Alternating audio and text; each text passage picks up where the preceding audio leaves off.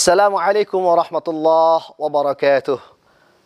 Alhamdulillah, alhamdulillahilladzi farada alaina as-siyam linakuna minal muttaqin.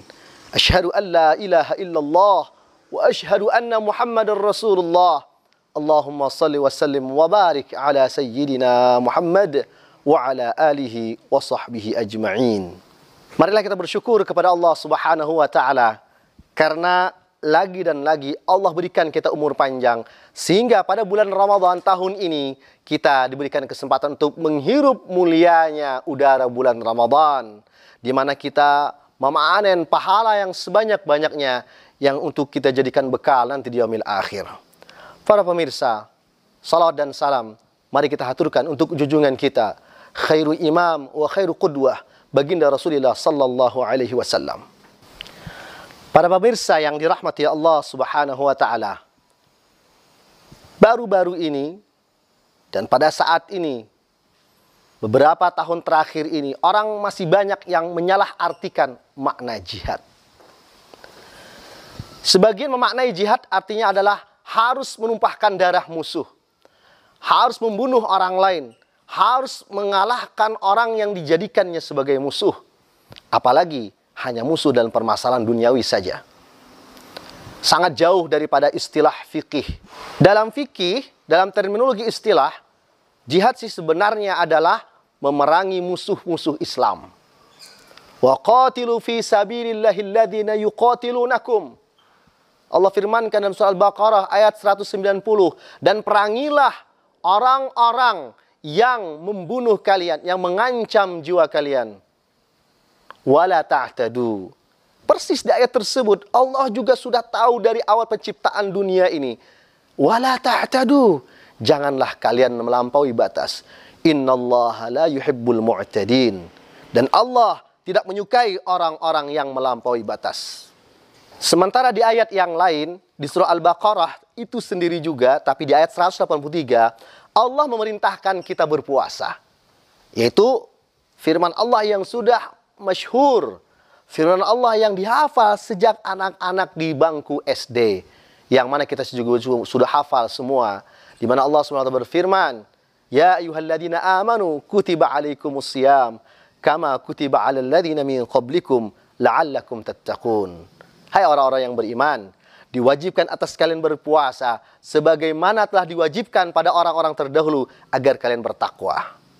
Ternyata dalam masalah jihad ini, Allah perintahkan atau perintah jihad, syariat jihad turun pada tahun yang sama dengan perintah puasa. Di mana perintah puasa memang lebih awal diturunkan, yaitu pada perang Badar. Kemudian diperintahkan untuk berjihad di jalan Allah Subhanahu wa taala. Kira-kira apa hubungannya antara jihad dan puasa?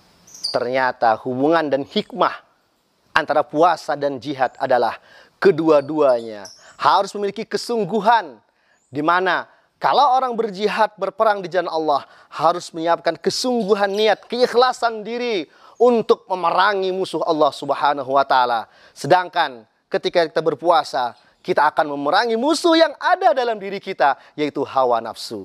Jadi jihad diartikan adalah kesungguhan. Bersungguh-sungguhnya seorang manusia, bersungguh-sungguhnya seorang mukmin untuk memerangi musuhnya.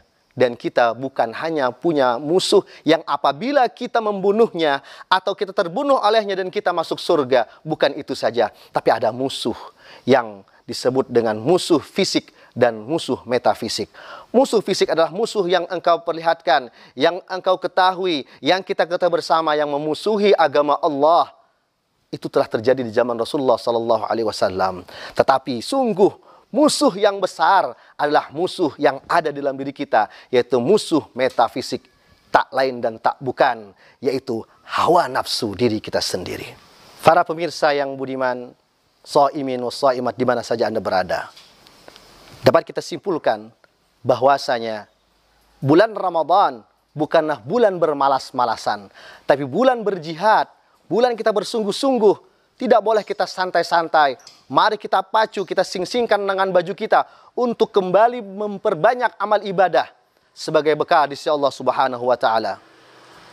Marilah kita isi bulan Ramadan ini dengan kesungguhan beribadah, kesungguhan beramal baik, Semoga Allah Subhanahu wa taala menjadikan bulan Ramadan pada tahun ini bulan Ramadan dengan penuh keberkahan. Berkah dalam artian yang sudah kita pahami bersama adalah kelebihan daripada yang semestinya, yaitu keberkahan lebih daripada apa yang kita bayangkan. Keberkahan adalah sesuatu yang didamba-dambakan oleh umat ini. Maka pantaslah kita berdoa, Allahumma barik lana fi Ramadan, barikillahumma lana fi Ramadan. Ya Allah, berkahi kami di bulan Ramadan, berkahi kami di bulan Ramadan. Salah khilaf, mohon maaf. Wassalamualaikum warahmatullahi wabarakatuh.